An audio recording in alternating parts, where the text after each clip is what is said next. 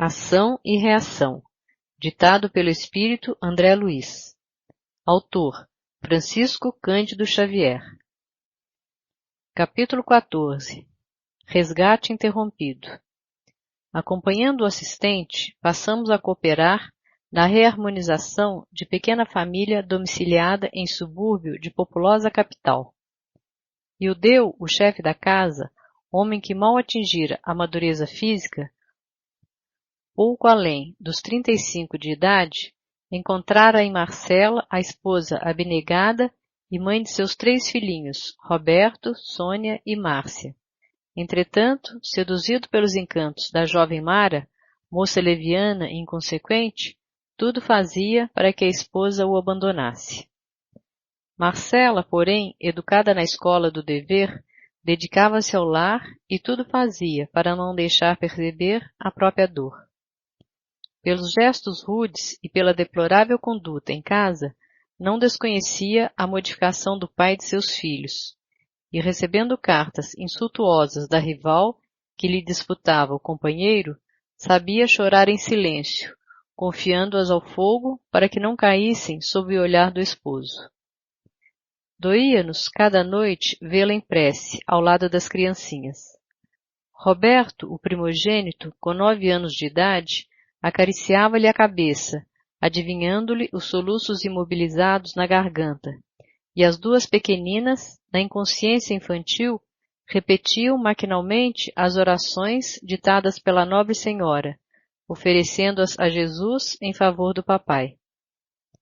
Em atormentada vigília até noite alta, agoniava-se-lhe o espírito, observando Ildeu, estróina, alcançando o lar, tresandando a licores alcoólicos e exibindo sinais de aventuras inconfessáveis. Se erguia a voz, lembrando alguma necessidade dos meninos, retorquia ele, irritado. Vida infame, sempre você a recriminar-me, a aborrecer-me, a perseguir-me com censuras e petitórios. Se quiser dinheiro, trabalhe. Se eu soubesse que o casamento seria isso, teria preferido estourar os miolos a assinar um contrato que me escraviza a existência inteira. E gritando, intemperante, mostrava-nos a tela das suas recordações, em que Mara, a jovem sedutora, lhe surgia à mente como sendo a mulher ideal. Cotejava-a com a esmaecida figura da esposa que as dificuldades acabrunhavam, e governado pela imagem da outra, entregava-se a chocantes excitações, ansiando fugir do lar. Marcela, em pranto, suplicava-lhe tolerância e serenidade, acentuando que não desdenhava o serviço. Despendia o tempo de que dispunha na cooperação mal remunerada em favor de lavanderia modesta, contudo os afazeres domésticos não lhe permitiam fazer mais. Hipócrita, berrava o marido que a cólera transtornava. E eu, que pretende você de mim? Posso acaso fazer mais? Sou um homem dependurado em lojas e armazéns. Devo a todos, por sua causa, simplesmente em razão do seu desperdício. Não sei até quando poderei aturá-la. Não será mais aconselhável regresse você à terra que teve a infelicidade de vê-la nascer? Seus pais estão vivos. A pobre criatura, em lágrimas, emudecia, mas sendo a voz dele estentórica, quase sempre o pequeno Roberto acordava e acorria em socorro da mãezinha, enlaçando-a estremunhado. Ildeu avançava sobre o miúdo interventor a sopapos, clamando com insofreável revolta. Saia daqui, saia daqui! E qual se o Petis lhe não fora filho, mas adversário confesso, acrescentava cerrando os punhos. Tenho gana de matá-lo, matá-lo, todas as noites esta mesma pantomina. Bandido, palhaço. E o menino, agarrado ao colo materno, sofria pancadas até recolher-se, de novo, ao leito, em pranto convulsivo. Entretanto, se as filhinhas choramingassem, eis que o genitor se desfazia em ternura, ainda mesmo quando plenamente embriagado, proferindo, bondoso. Minhas filhas, minhas pobres filhas, que será de vocês no futuro? É por vocês que ainda me encontro aqui, tolerando a cruz desta casa. E, não raro, ele próprio ia reacomodá-las no berço. Silas e nós entrávamos em ação, a benefício de Marcela e dos filhinhos.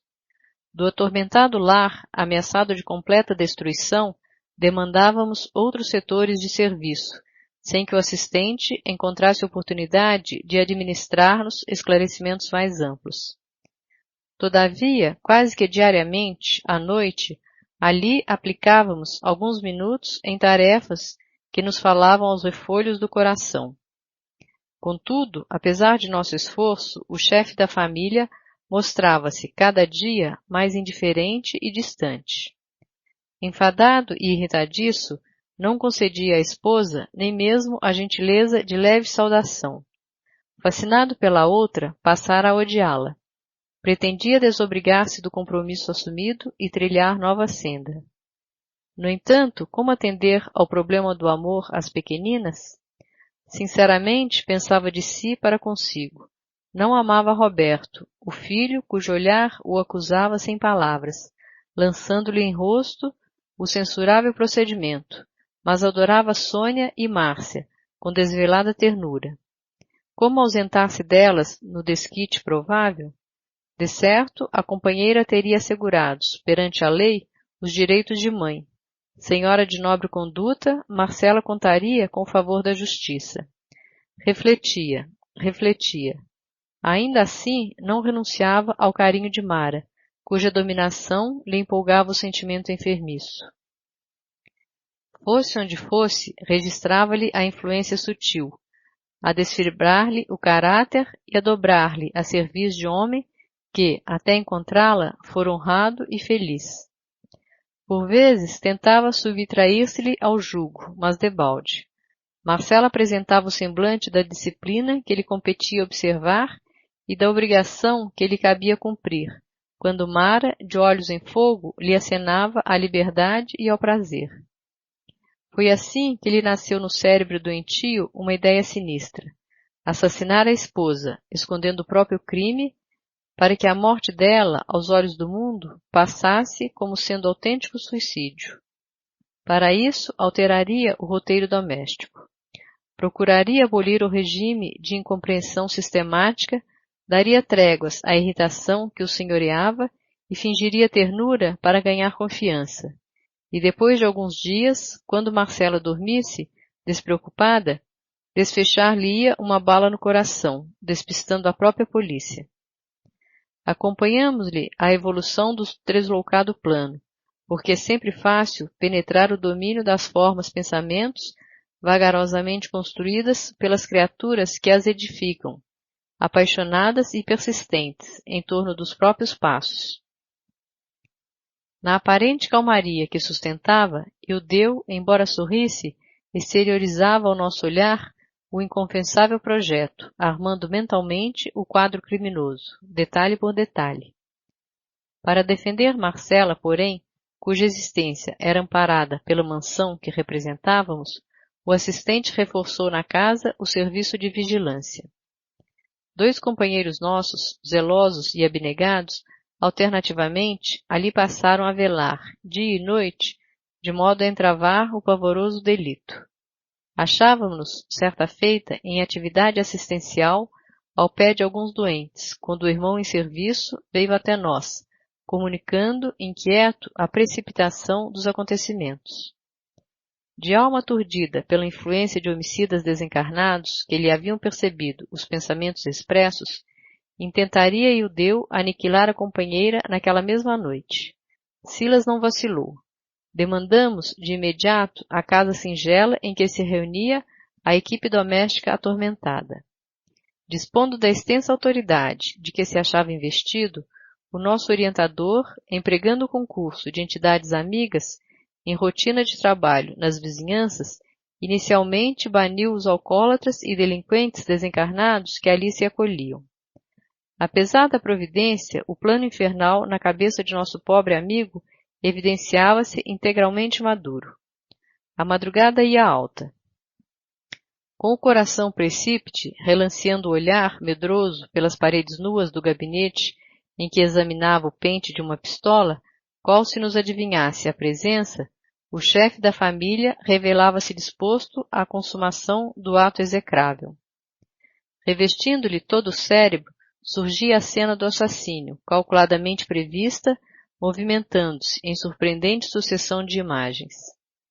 Oh, se as criaturas encarnadas tivessem consciência de como se lhes exteriorizam as ideias, certamente saberiam guardar-se contra o império do crime. O irrefletido pai pensava demandar o aposento dos filhos para trancá-los à chave, de maneira a evitar-lhes o testemunho, quando Silas, de improviso, avançou para o leito das meninas e, utilizando os recursos magnéticos de que dispunha, chamou a pequena Márcia, em corpo espiritual, à rápida contemplação dos pensamentos paternos. A criança, em comunhão com o quadro terrível, experimentou o tremendo choque e retornou, de pronto, ao veículo físico, bradando, desvairada, como quem se furtasse ao domínio de asfixiante pesadelo. Papai, paizinho, não mate, não mate. E o Deu, a esse tempo, já se encontrava à porta, sustendo a arma na destra e tentando manobrar a fechadura com a mão livre. Os gritos da menina ecoaram em toda a casa, provocando alarido. Marcela, no átimo, pôs-se de pé, surpreendendo o marido ao pé da filha, e junto deles o revólver augurando maus preságios. A mulher bondosa, incapaz de suspeitar das intenções dele, recolheu cautelosamente a arma e, crendo que o esposo pretendera suicidar-se, implorou em pranto. Ó, Ildeu, não te mates. Jesus é testemunha de que tenho cumprido retamente todos os meus deveres. Não quero o remorso de haver cooperado para semelhante desatino, que te lançaria entre os réprobos das leis de Deus. Procede como quiseres, mas não te despenhes no suicídio. Se é de tua vontade, monta nova casa em que vivas com a mulher que te faça feliz. Consagrarei minha existência aos nossos filhos. Trabalharei, conquistando o pão de nossa casa com o suor de meu rosto. Entretanto, suplico, não te mates. A generosa atitude daquela mulher sensibilizava-nos até às lágrimas. O próprio Deu, não obstante o sentimento empedernido, sentia-se tocado de piedade, agradecendo, no íntimo, a versão que a esposa, digna e abnegada, oferecia aos acontecimentos, cuja direção não conseguira prever. E encontrando a escapatória que de há muito buscava, longe de ouvir os brados da consciência que o cogitavam, a vigilância, exclamou a afeição de vítima. Realmente não posso mais. Agora, para mim, só restam dois caminhos, suicídio ou desquite. Marcela, com auxílio do assistente, descarregou o revólver, reconduziu as crianças ao sono e deitou-se, atribulada. Nos olhos tristes, lágrimas borbulhavam na sombra, enquanto orava, súplice, na torturada quietude do seu martírio silencioso. Ó meu Deus, compadece-te de mim, pobre mulher desventurada. Que fazer, sozinha na luta, com 3 crianças necessitadas? Todavia, antes que a dor pungente se lhe metamorfoseasse em desânimo destruidor, Silas aplicou-lhe passes balsamizantes, hipnotizando-a, com que a flagelada senhora, em desdobramento, se colocou inquieta diante de nós. Tomando-nos a conta de mensageiros do céu, na cristalização dos hábitos em que comumente mergulham as almas encarnadas, ajoelhou-se e rogou amparo. Silas, porém, soergueu-a, bondoso, e explicou. Marcela, somos apenas teus irmãos. Reanima-te, não te encontras sozinha. Deus, nosso Pai, jamais nos abandona. Concede, sim, liberdade ao teu esposo, embora saibamos que o dever é uma bênção divina da qual pagaremos caro a deserção. Que Ildeu rompa os laços respeitáveis dos seus compromissos, se é que julga seja essa a única maneira de adquirir a experiência que deve conquistar. Haja, porém, o que houver, ajuda-o com tolerância e compreensão. Não lhe queiras mal algum.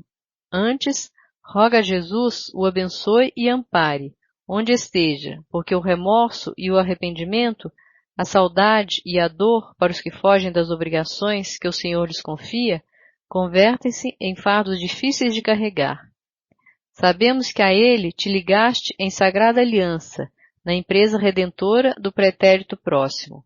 Ainda assim, se ele esmorece à frente da luta, em pleno exercício da faculdade de escolher, não será justo lhe violentes o livre-arbítrio, impondo-lhe atitudes que a ele compete cultivar. E o Deu ausenta-se agora dos contratos que abraçou, a benefício de si mesmo, e interrompe o resgate das contas que lhe são próprias. Voltará, porém, mais tarde aos débitos que ouvida, talvez mais onerado perante a lei. Não te lamentes, contudo, e segue adiante. Sejam quais forem as lutas que te descerem ao coração, resigna-te e não temas. Faze dos filhinhos o apoio firme na caminhada. Todo sacrifício edificante no mundo expressa enriquecimento de nossas almas na vida eterna. Renuncia, pois, ao homem querido, respeitando-lhe os caprichos do coração, e aguarda o futuro com esperança. E porque Marcela chorasse, receando por vir, em face das contingências materiais, Silas afagou-lhe a cabeça e asseverou prestimoso: para mãos dignas jamais faltará trabalho digno. Contemos com a proteção do Senhor e marchemos com desassombro. Enxuga o pranto e ergue-te em espírito à fonte do sumo bem. Nesse íntere, parentes desencarnados da jovem senhora assomaram carinhosamente ao recinto, estendendo-lhe as mãos. E nosso orientador confiou-lhes Marcela, chorosa, rogando-lhes ajuda para que a víssemos restaurada. Retiramo-nos em seguida. Foi então que nossas perguntas explodiram, insopitáveis. Por que Marcela, meiga e honesta, era odiada pelo esposo, assim, tanto? Por que a preferência de Eudeu pelas filhinhas, com tanto desdém pelo primogênito? E a separação em perspectiva? Seria justo procurar o nosso mentor fortalecer aquela mãezinha desventurada para o desquite, ao invés de incentivá-la à recuperação do amor e do devotamento do companheiro? O assistente sorriu com manifesto desencanto e obtemperou. Há nas anotações do apóstolo Mateus certa passagem, na qual afirma Jesus que o divórcio na terra é permitido a nós outros pela dureza dos nossos corações. Nota de rodapé. Mateus, capítulo 19, versículos 7 e 8. Nota do autor espiritual. Fim de nota de rodapé. Aqui, a medida deve ser facultada à maneira de medicação violenta em casos desesperadores de desarmonia orgânica. Na febre alta ou no tumor maligno, por exemplo, a intervenção exige métodos drásticos, a fim de que a crise de sofrimento não culmine com a loucura ou com a morte extemporânea. Nos problemas matrimoniais, agravados pela defecção de um dos cônjuges, ou mesmo pela deserção de ambos do dever a cumprir, o divórcio é compreensível como providência contra o crime, seja ele o assassínio ou o suicídio. Entretanto, assim como o choque operatório para o tumor e a quinina para certas febres são recursos de emergência, sem capacidade de liquidar as causas profundas da enfermidade, as quais prosseguem reclamando o tratamento longo e laborioso, o divórcio não soluciona o problema da redenção, porque ninguém se reúne no casamento humano ou nos empreendimentos de elevação espiritual, no mundo, sem o vínculo do passado. E esse vínculo, quase sempre, significa débito no espírito ou compromisso vivo e delongado no tempo. O homem ou a mulher, desse modo, podem provocar o divórcio e obtê-lo, como sendo o menor dos piores males que lhes possam acontecer. Ainda assim, não se liberam da dívida em que se acham incursos, cabendo-lhes voltar ao pagamento respectivo, tão logo seja oportuno. E porque as nossas muitas interrogações pairavam no ar, o generoso orientador prosseguiu.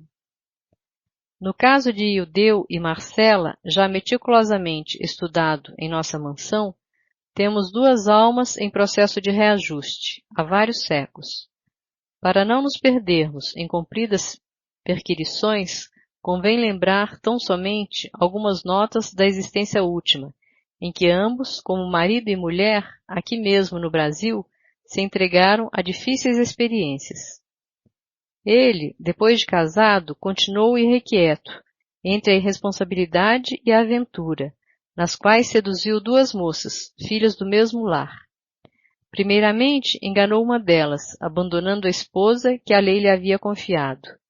Passando, porém, ao convívio da segunda companheira, que patrocinava o desenvolvimento da irmãzinha menor, que os pais, à beira do túmulo, lhe haviam entregue, Ildeu não vacilou em agradar-lhe a floração juvenil para submetê-la, igualmente, aos seus caprichos inconfessáveis. Entrando em franca decadência moral, precipitou-as no meretrício, em cujas correntes de sombra as pobres criaturas se viram quais andorinhas aprisionadas na lama. Abandonada a esposa, que era então a mesma companheira de agora, a sofredora mulher, incapaz de sofrear-se no insolamento, após 5 anos de expectativa e solidão, aceitou a companhia de um homem digno e trabalhador, com quem passou maritalmente a viver. Os dias correram sobre os dias, e quando Ildeu, ainda relativamente moço, mas integralmente vencido pela intemperança e pelo deboche, regressou doente à cidade em que se havia consorciado, buscando o aconchego da esposa, cuja fidelidade carinhosa ele mesmo destruíra, não mais na ânsia de ajudá-la ou de amá-la, e sim no propósito de escravizá-la, por enfermeira de seu corpo abatido. Eis que a reencontra, feliz, junto de outro. Movido de incompreensível ciúme, de vez que renegar o lar sem motivo justo, não suporta ver a alegria da companheira, matando-lhe o eleito do coração. Tento em breve, todo o grupo que Ildeu infelicitou se reúne, inclusive ele próprio, na esfera espiritual, onde a justiça da lei sopesa os méritos e deméritos de cada um. E com o amparo de abnegados benfeitores, regressam as personagens do drama doloroso ao resgate na reencarnação, com Ildeu à frente das responsabilidades por ter maiores culpas. Marcela concorda em auxiliá-lo e retoma o posto antigo, ajudando-o na condição de esposa fiel. Roberto é o companheiro assassinado que volta, do qual Ildeu é devedor da própria vida. Sônia e Márcia são as duas irmãs que ele arrojou ao vício e à delinquência, dele esperando hoje, como filhas queridas, o necessário auxílio para a reabilitação. O assistente fez pequena pausa e acrescentou: Vocês não ignoram, porém, que a reencarnação no resgate é também recapitulação perfeita. Se não trabalhamos por nossa intensa e radical renovação para o bem, através do estudo edificante que nos educa o cérebro e do amor ao próximo que nos aperfeiçoa o sentimento, somos tentados hoje pelas nossas fraquezas, como éramos tentados ainda ontem, porquanto nada fizemos pela suprimir, passando habitualmente a reincidir nas mesmas faltas. Segundo observam, Ildeu, displicente e surdo aos avisos da vida, é o mesmo homem do passado, buscando a suposta felicidade fora do templo doméstico, desprezando a esposa, querendo estremecidamente as filhinhas nas quais revê as companheiras do pretérito e nada faz por perder a instintiva aversão pelo filhinho, em cujo contato adivinha o antigo rival, que ele foi vítima da fúria arrasadora. Mas, indagou Hilário, se ele não encontra em Marcela o amor integral, por que razão, ainda agora, na presente romagem terrena, a teria desposado? A afetividade juvenil não é sinal de confiança e ternura? Sim, encareceu Silas, bondoso. É preciso considerar que nos achamos ainda longe de adquirir o verdadeiro amor, puro e sublime. Nosso amor é, por enquanto, uma aspiração de eternidade encravada no egoísmo e na ilusão, na fome de prazer e na egolatria sistemática, que fantasiamos como sendo a celeste virtude. Por isso mesmo, a nossa afetividade terrestre, quando, na primavera dos primeiros sonhos da experiência física, pode ser um conjunto de estados mentais, consubstanciando simplesmente os nossos desejos. E nossos desejos se alteram todos os dias. Em razão disso, recordemos o imperativo da recapitulação. Nessa ou naquela idade física, o homem e a mulher, com a supervisão da lei que nos governa os destinos, encontram as pessoas e as situações de que necessitam para superarem as provas do caminho, provas indispensáveis ao burilamento espiritual de que não prescindem para a justa ascensão às esferas mais altas. Assim é que somos atraídos por determinadas almas e por determinadas questões, nem sempre porque as estimemos em sentido profundo, mas sim porque o passado a elas nos reúne, a fim de que por elas e com elas venhamos a adquirir a experiência necessária à assimilação do verdadeiro amor e da verdadeira sabedoria. É por isso que a maioria dos consórcios humanos, por enquanto, constituem ligações de aprendizado e sacrifício, em que, muitas vezes, as criaturas se querem mutuamente e mutuamente sofrem pavorosos conflitos na convivência umas das outras. Nesses embates, aliam-se os recursos da redenção. Quem for mais claro e mais exato no cumprimento da lei que ordena, seja mantido o bem de todos, acima de tudo, mais ampla liberdade encontra para a vida eterna. Quanto mais sacrifício, com serviço incessante pela felicidade dos corações, que o Senhor nos confia, mais elevada ascensão à glória do amor divino. Então, aduzi, nosso amigo Ildeu estará interrompendo o pagamento da dívida em que se empenhou? Isso mesmo. E Marcela, perguntou Hilário, garantirá por ele a sustentação do lar?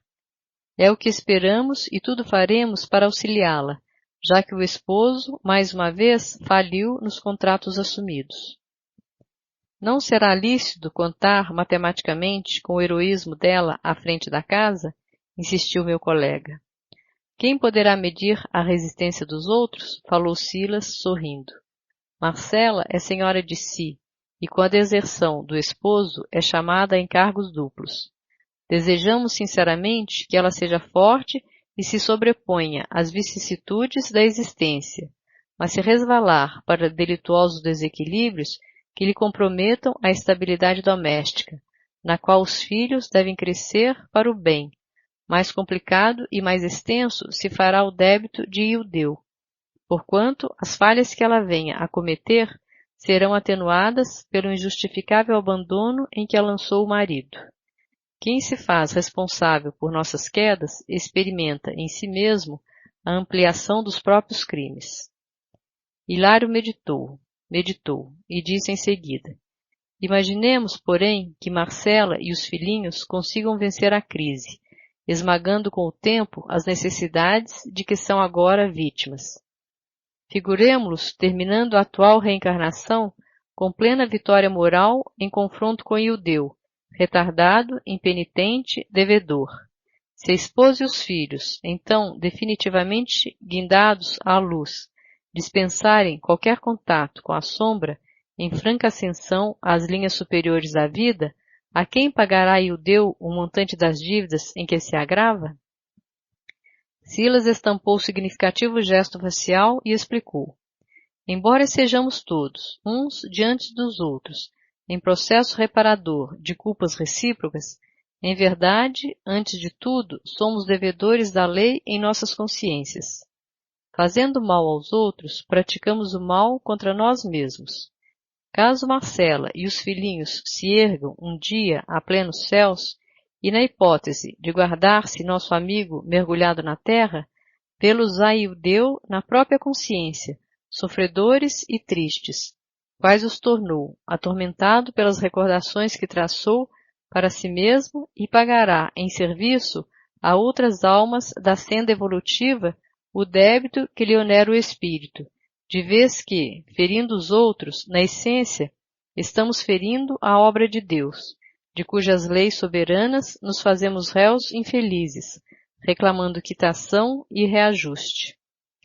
Isso quer dizer, A palavra de Hilário, porém, foi cortada pela observação do assistente, que, em lhe surpreendendo as ideias, falou firme. Isso quer dizer que, se o deu, mais tarde, desejar reunir-se a Marcela, Roberto, Sônia e Márcia, então redimidos nas esferas superiores, deverá possuir uma consciência tão dignificada e sublime quanto a deles, de modo a não se envergonhar de si mesmo, considerando-se a probabilidade de triunfo para a esposa e os filhinhos, nas provas árduas que o porvir lhes reserva. Deus meu, clamou Hilário, triste, quanto tempo, então, para uma empresa dessas? E quanta dificuldade para o reencontro, se os entes queridos não se dispuserem a esperar. Sim, confirmou Silas. Quem se retarda, por gosto, não pode queixar-se de quem avança. A cada um segundo as suas obras, ensinou o divino orientador, e ninguém no universo conseguirá fugir à lei. Eu e Hilário, profundamente tocados pela lição, calamo-nos, confundidos, para orar e pensar.